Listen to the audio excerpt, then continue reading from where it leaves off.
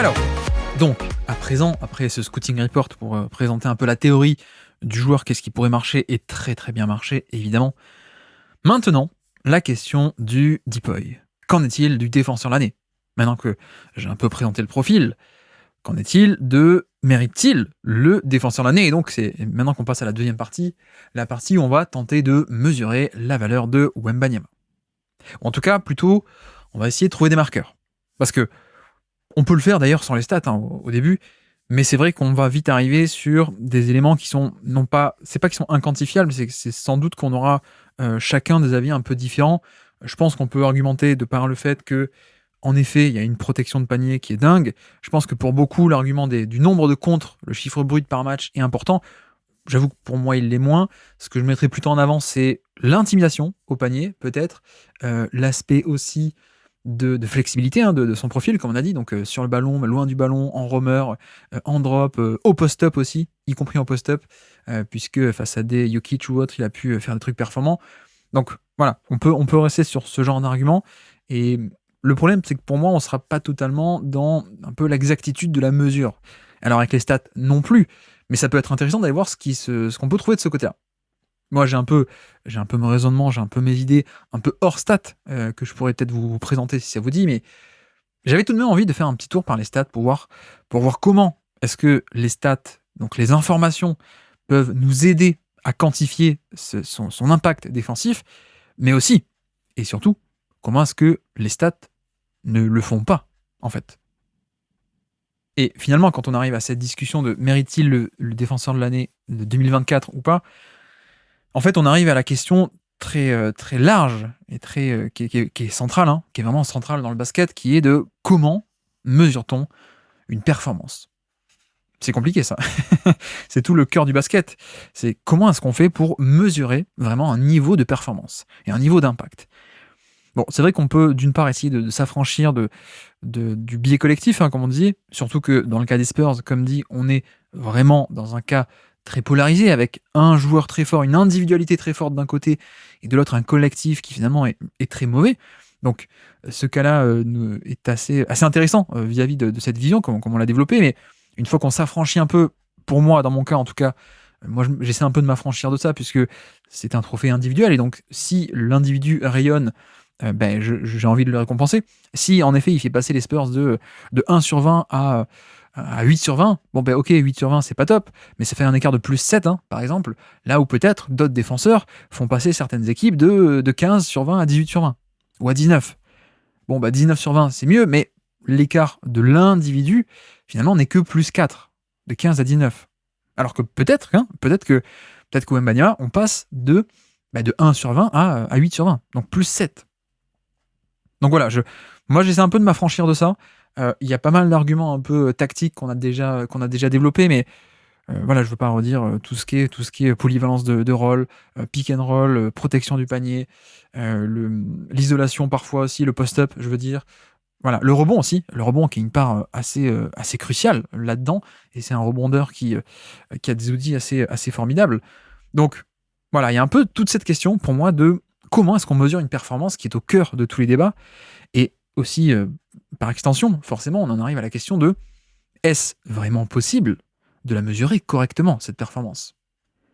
Parce que, d'une part, on peut rester sur des débats, comme dit, des débats d'arguments ou de contexte ou de rôle défensif, ou de tiens, mais moi je pense qu'il est plus important là-dedans, etc. Ou de l'autre, on peut partir sur les stats, mais même au niveau des stats, est-ce que vraiment c'est possible de mesurer correctement et concrètement une valeur sportive? Bon, je vais pas vous spoiler, la vérité c'est que non, mais c'est vrai que j'avais tout de même envie de vous emmener avec moi. Je vais vous emmener avec moi pour vous faire découvrir quelles sont les stats intéressantes et quelles sont surtout les stats moins intéressantes. Quelles sont les manières de mesurer correctement et quelles sont les manières qui sont un peu moins pertinentes, parce que vous allez vous rendre compte que, en vérité, dans cette odyssée à travers les chiffres, je ne suis pas du tout la caricature du geek. Vous allez voir qu'il y a plein de stats que je déteste et que je n'aime pas, et que, au contraire, je trouve qu'il y a... En fait, c'est quand on ne s'y connaît pas vraiment en stats, on reste bloqué parfois à un certain niveau et sur certains chiffres et certaines stats qui en elles-mêmes, si on les prend pour argent comptant, à mon avis, on fait fausse route. Donc, allons-y. Est-ce qu'on arrive à trouver, au niveau des chiffres, au niveau des informations chiffrées, au niveau des stats, est-ce qu'on arrive à mesurer ça? est-ce possible de mesurer la performance défensive de Wembanyama au-delà du potentiel, au-delà des outils, au-delà du profil scouting, au-delà du contexte, plein de choses? Est-ce qu'on arrive à mesurer concrètement le niveau de performance de Wembanyama? Donc, allons-y.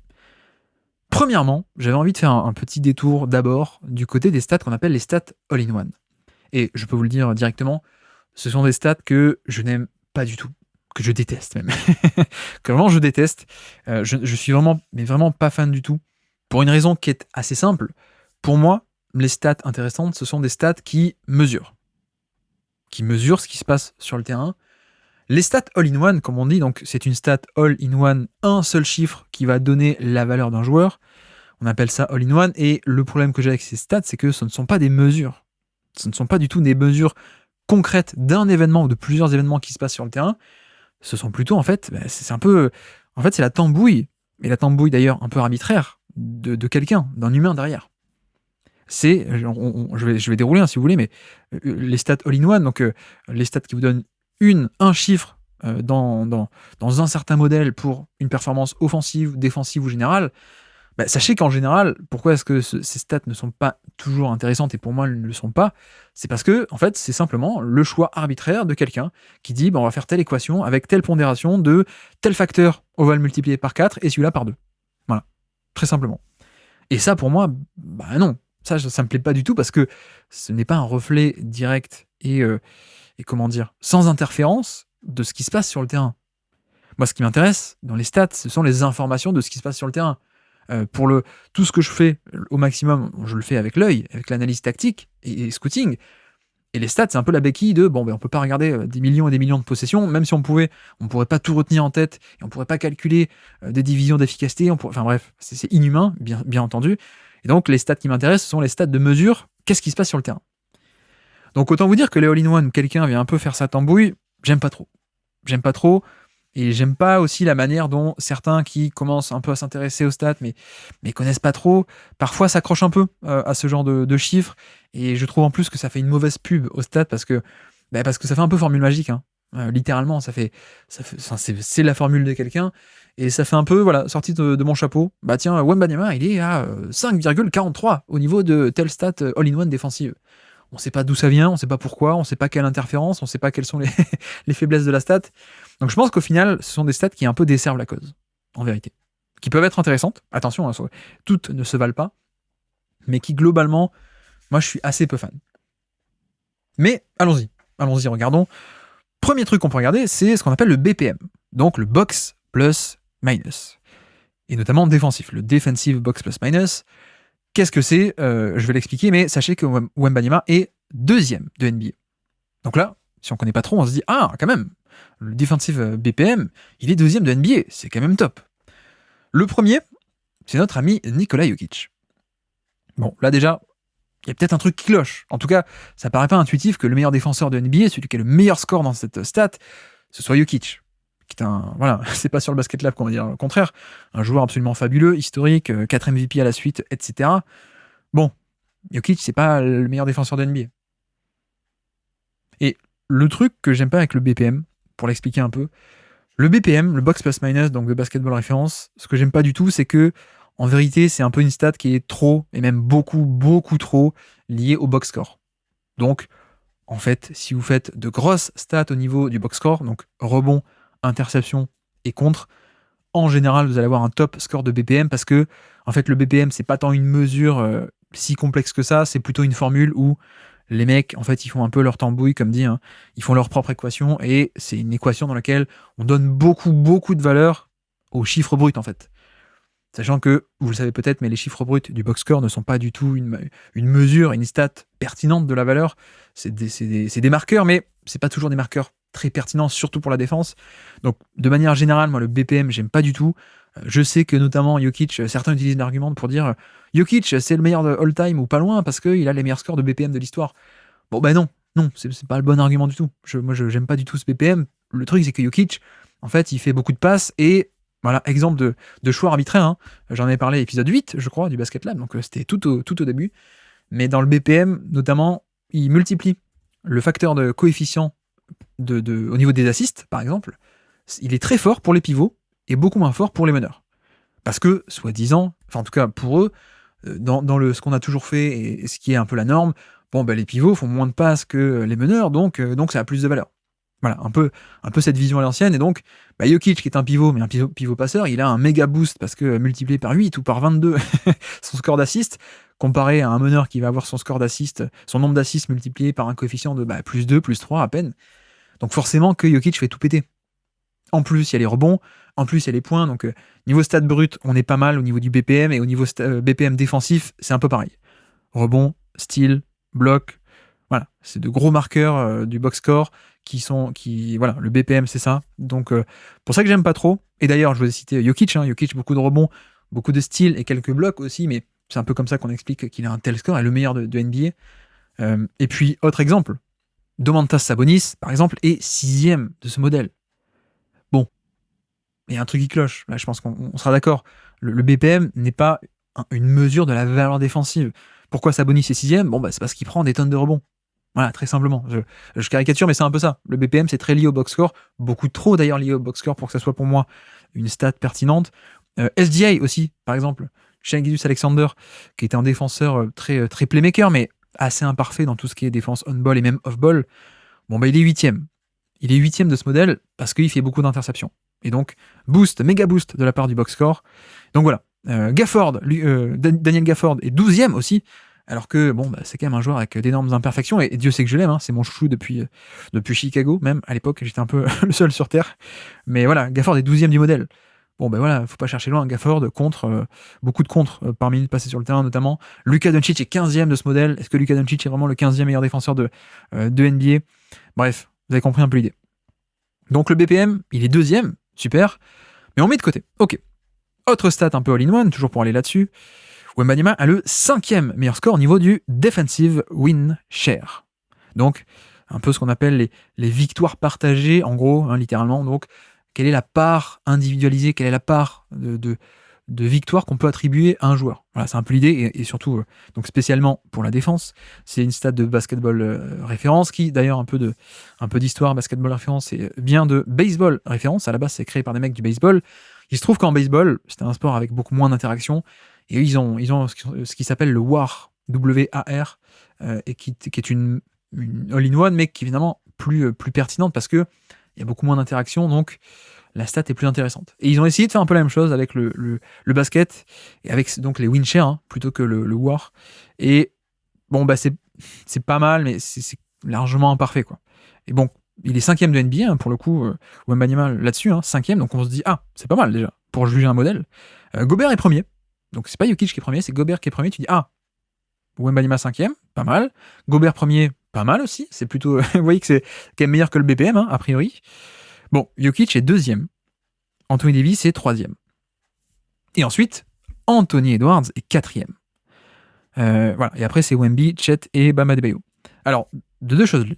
Premièrement, soit Jokic est vraiment un des meilleurs défenseurs de NBA et on est passé à côté. Je ne pense pas.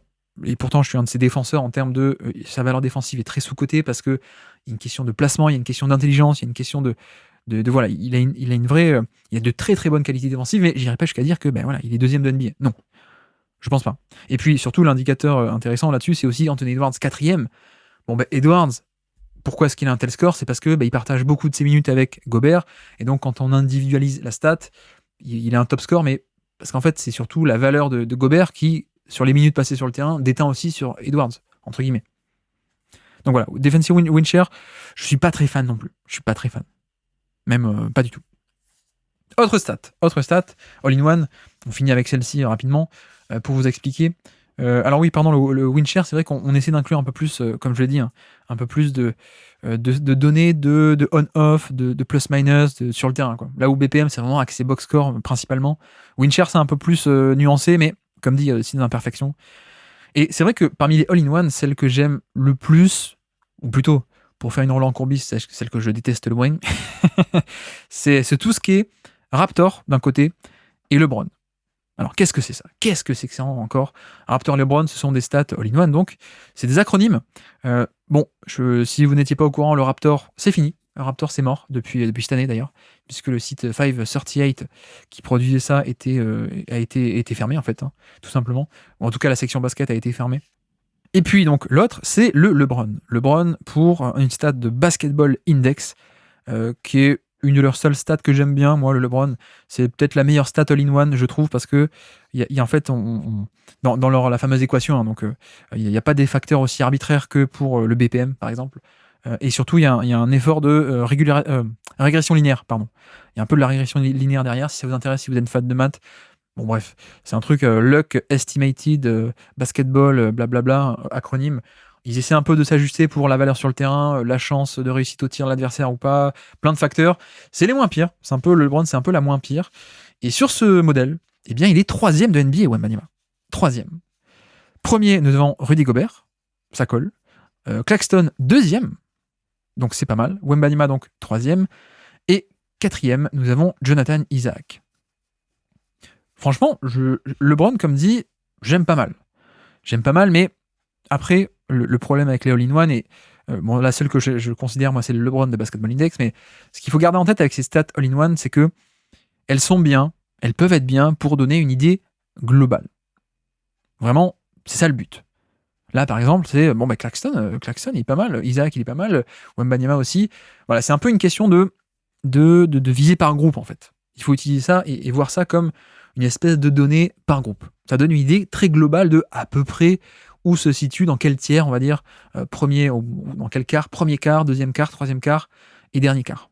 Voilà, c'est globalement, il faut le voir un peu comme ça, mais surtout, ce qu'il ne faut surtout pas faire, à mon sens, c'est prendre ces all-in-one au pied de la lettre. Et en espérer une quelconque précision. C'est ça aussi le truc, je pense. Et un truc sur lequel beaucoup de monde, à mon sens, se plante, c'est que il y a un peu trop ce côté, je regarde au pied de la lettre et je regarde comme si les chiffres étaient exacts. Alors que non, ça n'en a jamais eu la prétention pour les meilleures stats de all-in-one, en tout cas. Il n'y a jamais eu la prétention de dire on va faire une mesure exacte. C'est plutôt, on va donner une idée très générale de dans quelle zone à peu près on se situe, mais, ok, là on arrive à recouper plusieurs stats all-in-one et dire, bon, ça se recoupe, il est globalement parmi toujours les meilleurs de NBA à chaque fois. Donc ça, ok, on recoupe cette idée très générale que, oui, Wembanyama a totalement sa place dans la discussion, en tout cas, au minimum.